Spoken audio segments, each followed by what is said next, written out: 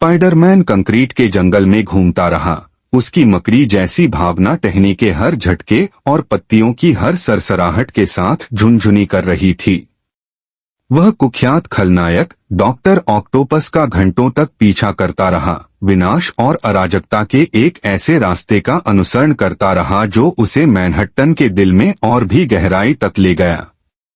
जैसे ही वह एक ऊंची इमारत की छत पर उतरा, स्पाइडरमैन की आंखें क्षितिज को स्कैन कर रही थीं। उसकी निगाहें डॉक्टर ऑक्टोपस की विशाल आकृति पर टिकी हुई थीं। खलनायक की विशाल यांत्रिक भुजाएं बेतहाशा लहरा रही थीं, जिससे कारें उड़ रही थीं और इमारतें ढह रही थीं। बिना किसी हिचकिचाहट के स्पाइडरमैन हरकत में आ गया। उसके वेब शूटरों ने चिपचिपे जाल के धागों को फायर किया, जिसने डॉक्टर ऑक्टोपस की यांत्रिक भुजाओं को फंसा दिया।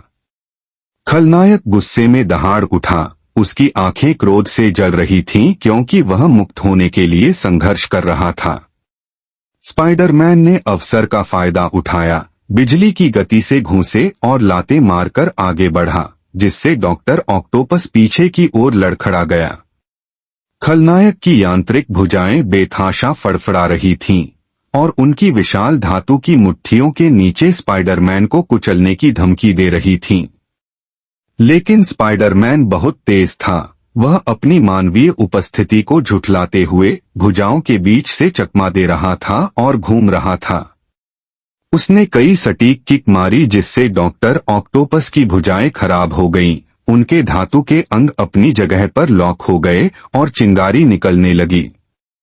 क्रोधित होकर डॉक्टर ऑक्टोपस आगे बढ़ा। उसका विशाल शरीर एक मालगाड़ी की तरह स्पाइडरमैन की ओर बढ़ रहा था। लेकिन स्पाइडरमैन तैयार था। उसकी मकड़ीन्द्रिय उसका मार्गदर्शन कर रही थी, क्योंकि वह खलनायक के विनाशकारी प्रहार से मात्र कुछ इंच की दूरी से बचते हुए एक तरफ छलांग लगा रहा था।